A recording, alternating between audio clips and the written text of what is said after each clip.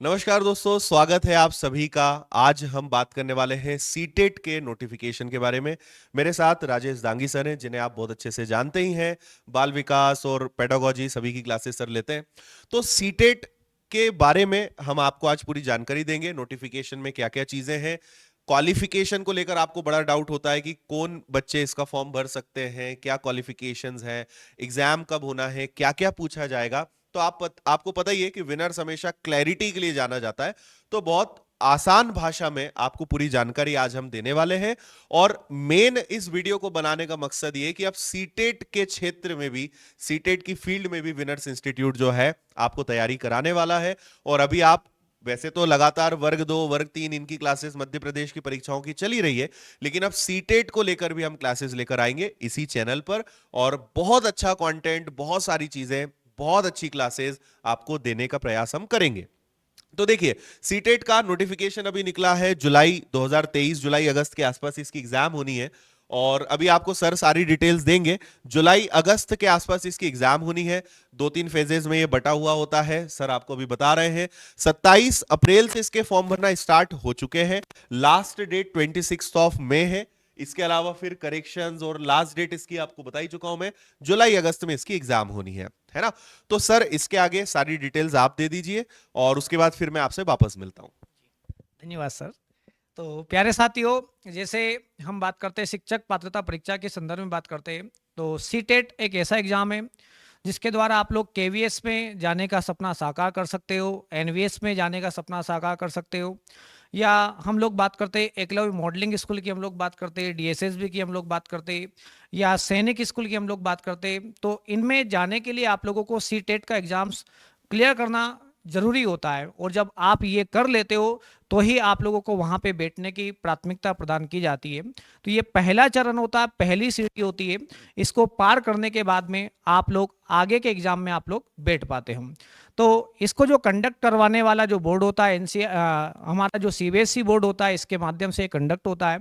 और इसके लिए क्या क्या क्वालिफिकेशन होना चाहिए, और साथ में पेपर का पैटर्न क्या, माइनस मार्किंग होती या नहीं होती है, कितने घंटे का पेपर होता है, इन सब के बारे में हम लोग स्टेप बाय स्टेप हम लोग यहाँ पे चर्चा करेंगे। तो सबसे पहले हम लोग यहाँ पर बात कर लेते हैं कि यहाँ पे फीस स्ट्रक्चर्स क्या रहेगा। तो जैसे आप लोग जनरल ओबीसी से बिलोंग करते हो, तो 1000 आप लोगों का पेपर फर्स्ट और सेकंड के लिए क्या रहेगा, आपका फीस स्ट्रक्चर्स रहेगा। साथ में F T S C OBC के लिए आपका 500 फर्स्ट पेपर के लिए या सेकंड पेपर के लिए, दोनों को आप लोग चूज करना चाहते हो तो आपको 600 रुपये आपको चार्जेस लगेंगे। साथ में हम लोग बात करते हैं यहाँ पे एलिजिबिलिटी के बारे में, तो इसके बारे में आपको विस्तार से लास्ट में बताता हूँ।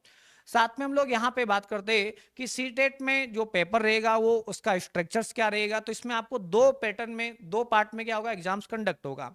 एक पार्ट रहेगा आपका जो मुख्य रूप से प्राथमिक लेवल जिसको हम लोग कहते हैं, 5वीं तक, अर्थात पहली कक्षा से 5वीं की कक्षा तक आपको पढ़ाने के लिए पेपर नंबर प्रथम आप लोगों को देना होगा।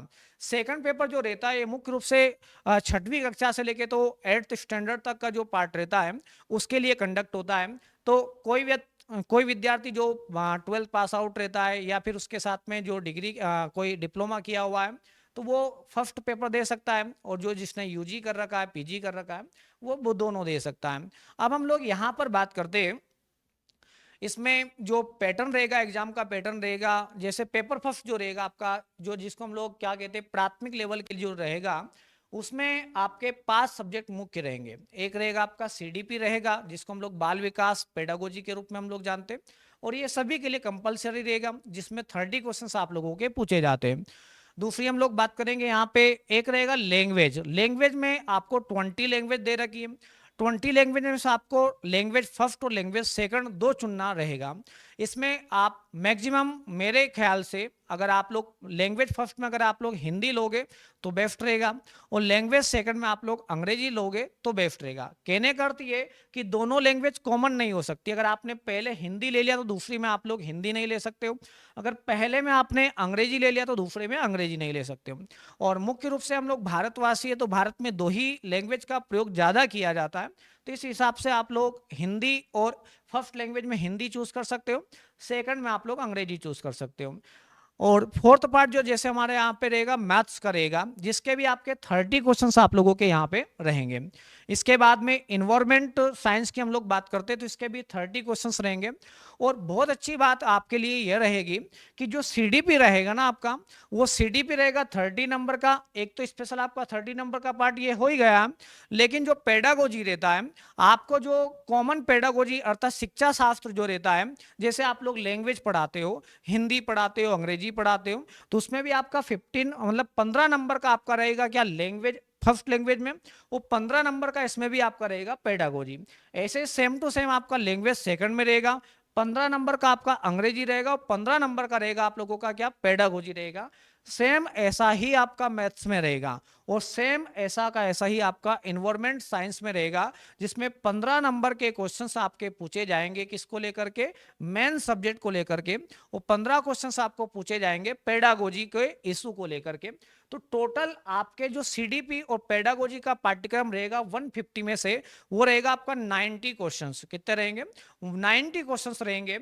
और आगे की हम लोग चर्चा करते हैं यहाँ पे, जैसे पेपर सेकंड के लिए जो एलिजिबल छात्र रहेंगे उनके लिए सब्जेक्ट क्या रहेंगे, पेपर का पैटर्न क्या रहेगा। तो इसमें जो फर्स्ट की हम लोग बात करते हैं, सीडीपी की बात करते हैं।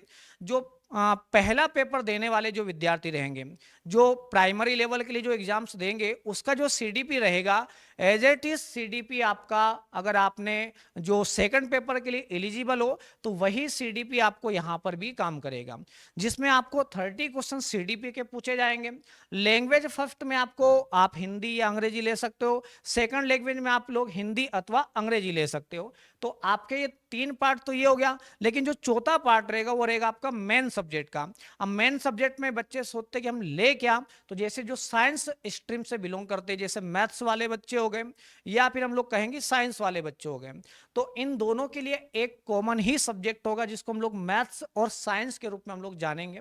और इसके टोटल क्वेश्चंस रहेंगे आपके 60 क्वेश्चंस, और इन 60 क्वेश्चंस में से आपका 20 क्वेश्चंस रहेंगे सीडीपी के, और आपके बचे 40 क्वेश्चंस में से 20 क्वेश्चंस रहेंगे साइंस के और 20 क्वेश्चंस रहेंगे आपके इसमें मैथमेटिक्स के। ठीक है। और इसके बाद में जो सेकंड जो पार्ट है, अब ये आपका एक पेपर बन गया। अब जिन बच्चों ने यूजी में जैसे बीए किया हुआ है, और बीए के करने वाले बच्चे कहाँ जाएंगे, तो हम लोग कहेंगे आप यहाँ पे आओगे। यहाँ पे आप लोगों का 60 नंबर का पार्ट रहेगा सोशल साइंस से रिलेटेड, जिसमें 40 क्वेश्चंस आपके मेन सब्जेक्ट से रहेंगे और बचे हुए 20 क्वेश्चंस जो रहेगा उस 20 क्वेश्चंस में आपको पूछा जाएगा क्या, पेडागोजी। तो अब कुल मिलाकर के 30 और 30 कितने 60, बचे कितने 20, मिला के कितने 80 क्वेश्चंस के आसपास आपको यहां पर पेडागोजी प्लस सीडीपी देखने को मिलेगा। आगे की ओर हम लोग और चर्चा करते हैं। अब यहाँ पे जो आप कितने नंबर लेकर के आओगे कि आपको पास माना जाएगा, तो 60% अंक आपको लाना कंपलसरी रहेगा। इसके अलावा जो एसटी एससी ओबीसी के लिए जो अलग से 5% जो क्या होता है अतिरिक्त छूट मिलती है वो अलग है, लेकिन जो नॉर्मल है अनारक्षित वर्ग में सभी को 60% अंक लाना कंपलसरी है। इसके अलावा हम लोग यहाँ पे एक डाउट होता है कि बच्चों को कि सर इसकी वैलिडिटी कितनी होती है, तो आप लोग अगर एक बार एग्जाम को क्रैक कर लेते हो तो लाइफ टाइम, वैसे तो लाइफ टाइम अपने को इस फील्ड में रहना नहीं, मतलब आपको एग्जाम क्रैक करके सीधे आपको केवीएस के लिए लग जाना है। अब लाइफ टाइम का आशय है कि जैसे कोई बच्चा 35 साल का हो गया, अब 35 साल से कोई 60 साल तक तो कोई तैयारी करेगा नहीं, लेकिन अगर करना चाहो तो कर सकते, नो इशू। तो ये जो रहेगा लाइफ टाइम रहेगा, एक बार आप एग्जाम को क्रैक करो केवीएस एनवीएस के लिए लग जाओ। सेकंड हमारा एक क्वेश्चन आता है कि सर यहाँ पे एज क्राइटेरिया क्या रहेगा। यदि एज क्राइटेरिया की हम लोग बात करते हैं तो एज क्राइटेरिया न्यूनतम आपकी उम्र होना चाहिए 17 साल, अधिकतम उम्र का कोई प्रावधान नहीं है, अधिकतम कितनी भी आपकी एज हो सकती है। साथ में हम लोग एलिजिबिलिटी की बात करते हैं यहाँ पे कि आपके पास में शैक्षणिक पात्रता क्या होना चाहिए।